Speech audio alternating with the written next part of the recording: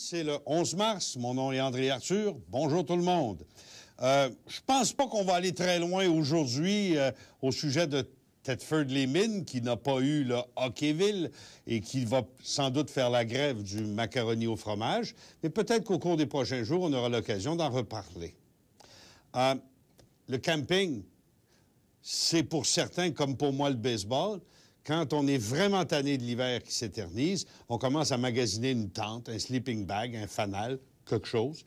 Moi, j'essaye plutôt de parler de baseball puis de m'acheter une plante verte, mais c'est des choses qui sont importantes.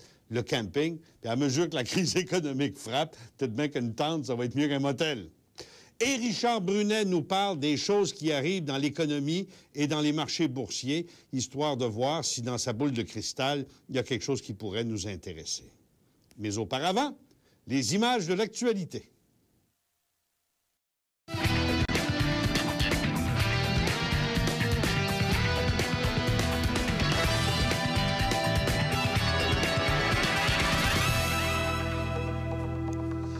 Ça fait plusieurs drames qu'on vit au Québec avec des enfants qui disparaissent. Évidemment, le prototype, le cas épouvantable, c'est Cédrica Provencher à Trois-Rivières.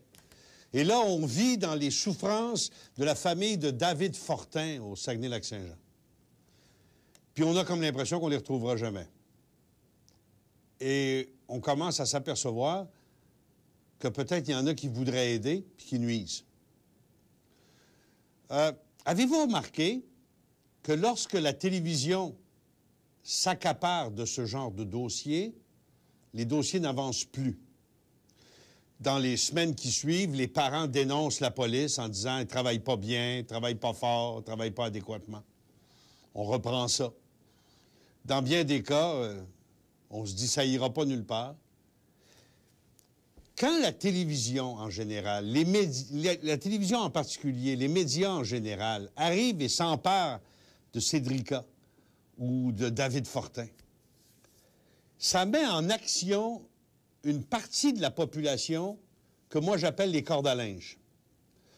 Les cordes à linge, c'est des messieurs, et règle générale des bonnes femmes, qui ont strictement rien à dire, qui ont strictement aucune espèce d'information.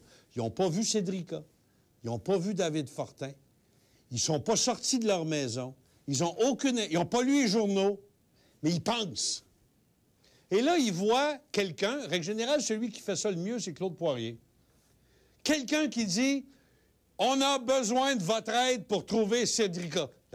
La corde à linge, elle se sent responsable. Elle ne s'arrête pas pour dire « Ben, je ne l'ai pas vue, je la connais pas, j'ai aucune idée ». Elle pense. Puis là, elle dit « Elle doit être à la ronde. Il doit être rendu à Montréal dans le métro. » Elle pense. Elle n'a rien vu. C'est ça qu'on appelle une corde à linge.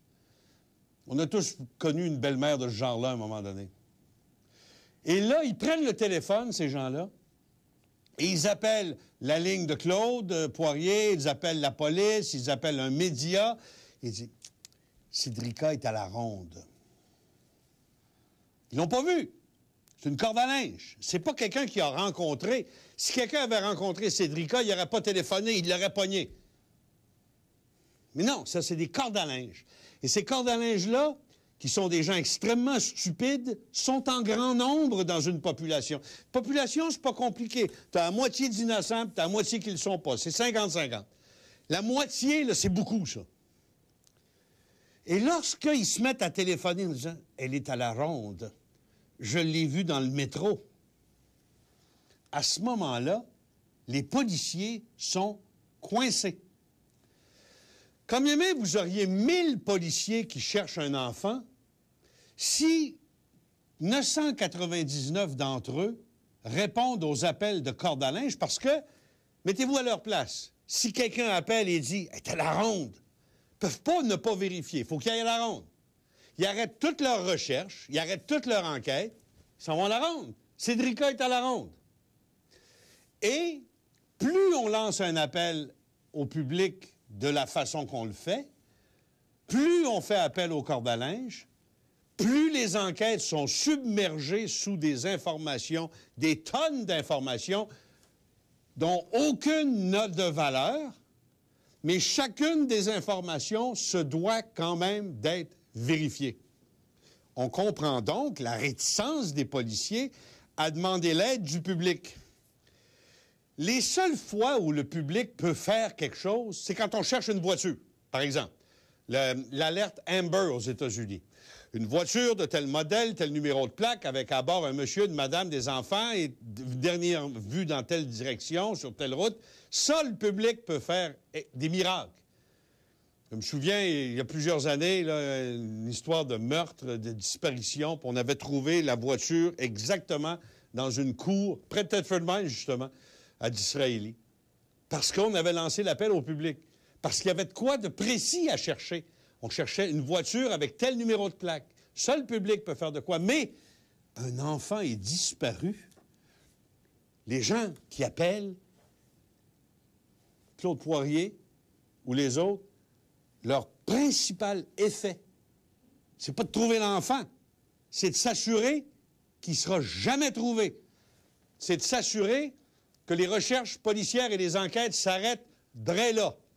Et vous avez les parents qui, voyant les policiers courir de gauche à droite, être à la ronde, être dans le métro, être ici et là, toutes les affaires qui ont été lancées par les cordes à linge, les parents regardent ça en disant « Mais il n'y a pas d'enquête, ça marche pas, les policiers sont inefficaces, ils sont pas capables de trouver ma fille ou mon garçon. » Puis en plus, vous puis moi, quand on regarde des fois les parents, on se dit « Comment ça fait que c'est pas eux qui sont enquêtés? » Et ça, c'est un autre problème. Mon idée est la suivante. Est-ce qu'on ne devrait pas réfléchir sérieusement sur le rôle des médias dans les disparitions d'enfants? Quand tu ne peux pas aider, puis que tu t'en mêles, règle générale, tu finis toujours par nuire. Pourquoi? Parce que tu fais appel aux cordes à linge. Ces bonnes personnes, bien intentionnées, qui veulent te dire où est la solution, mais ils n'en savent pas plus que toi. C'est des Joe connaissants qui ne savent rien, comme des Montréalais. Des gens qui ont aucune information, puis qui la donnent, qui bloquent les enquêtes. C'est ce qu'on est en train de vivre dans David Fortin, là. Exactement. À tous les jours, on en parle à TVA. Tous les jours, Claude Poirier en parle. On en voit sur d'autres antennes à la radio. Et toutes les cordes à linge se disent, où est-ce qu'il peut bien? Il doit être dans le métro à Montréal. Il est dans le métro à Montréal. On ferme le métro de Montréal. On va chercher... Non, il n'était pas dans le métro de Montréal. Pendant ce temps-là, combien de policiers ont perdu leur journée? Les parents sont allés courir du Saguenay-Lac-Saint-Jean jusqu'à Montréal pour regarder les tapes et dire, non, c'est pas notre fils, ça. Les drapeaux. J'ai commencé à recevoir des messages de gens. « Arrêtez de nous parler de ça, là, c'est trop, là, arrêtez, là, changez de sujet. » Peut-être. Mais je continue encore. Parce que je trouve ça tellement révélateur de la société dans laquelle on vit. On est nationaliste. On revendique les droits du Québec. On a tout notre drapeau bleu. On n'est pas capable d'entretenir. Qu'est-ce que ça révèle sur nous? Ça révèle beaucoup. Parce qu'un patriote, c'est quelqu'un qui est fier. Ne tolère pas un drapeau qui est en mauvais état. Un nationaliste, sans sac. Je branle mon drapeau. Je suis juste un nationaliste. Regardez, à Saguenay, à Jonquière, l'édifice du gouvernement canadien.